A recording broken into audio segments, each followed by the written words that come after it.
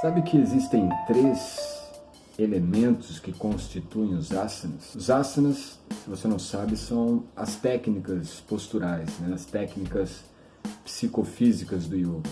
E que, ao meu ver, é pouco falado, tá?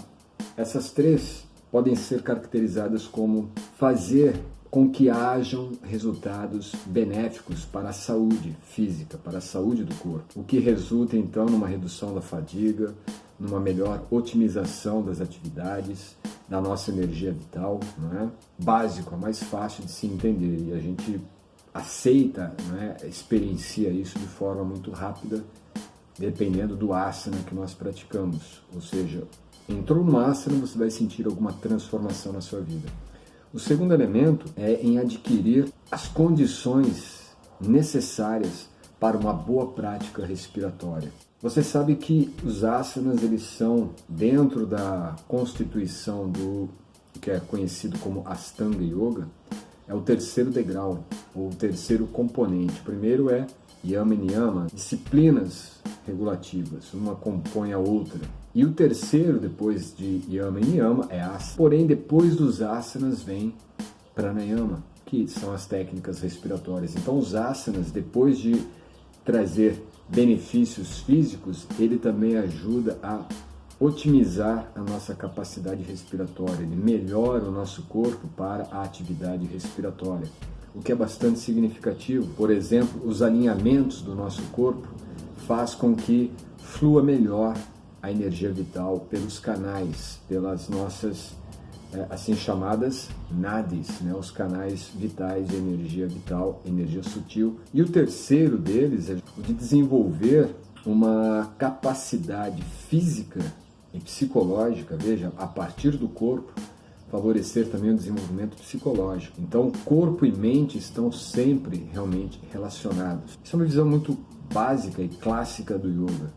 A ideia mente e corpo. A estrutura de uma postura em seu corpo traz melhoras no seu desempenho físico, para atividades físicas, para concentração e tudo mais. Melhora a nossa condição respiratória, favorece a nossa condição respiratória e, por terceiro, ele vai ajudar então com que haja essa combinação energia respiratória com a energia física do corpo e dessa forma possibilita uma melhor capacidade de viveka, que é a discriminação, de entender melhor este componente, o que de certa forma faz parte de nós, que é o corpo, que são as funções vitais, como a respiração, que são as funções também vitais, como por exemplo a capacidade de entender as coisas, de pensar, de refletir e principalmente de inquirir sobre uma verdade maior ou uma condição de existência que seja realmente válida, absoluta,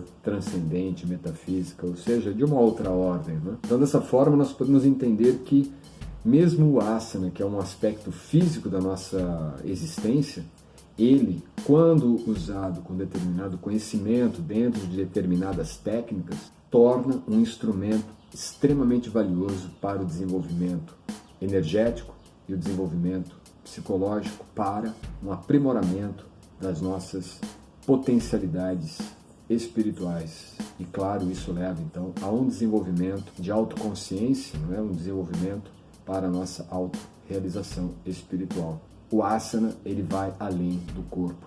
O asana, ele não é apenas a estrutura física de um corpo. E eu digo isso porque dentro da ciência dos asanas, nós vamos entender que existem três dimensões. Quando você olha um asana, você vai ver meramente ali uma postura, né, sentado e tal, mas é apenas uma dimensão do asana. É uma dimensão que podemos chamar como uma dimensão figurativa, né? A dimensão formal, a dimensão física, aquela dimensão que o nosso corpo assume diante de uma figura, diante de uma imagem.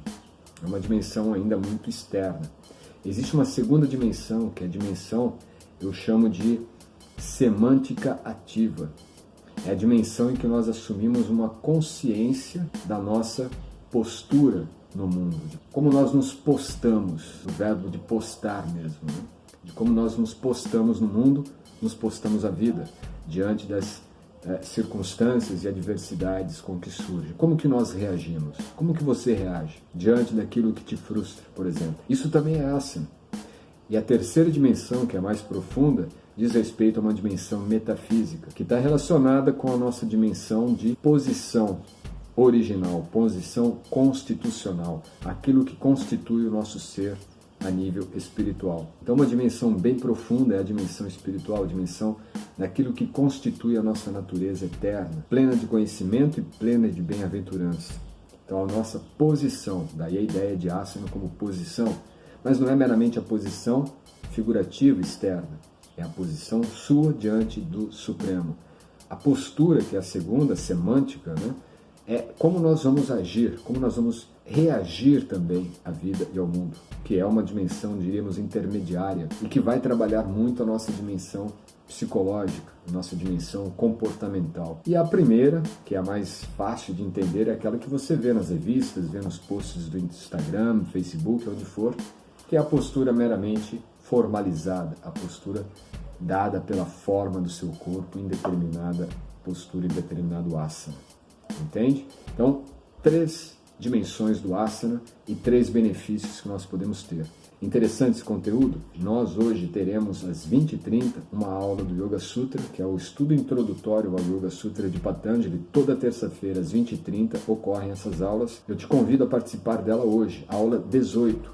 E se caso você estiver vendo esse vídeo já depois de ter ocorrido a live, não se preocupe, essa live estará disponível aqui no canal do VVY School e eu vou deixar o link aqui abaixo na descrição. E se você quer mais do que simplesmente uma live, um estudo breve, este tema do asana, inclusive, eu me aprofundo ele de uma dimensão muito mais além, numa aula de mais de 40 minutos, no nosso estudo ao Yoga Sutra, como ele é.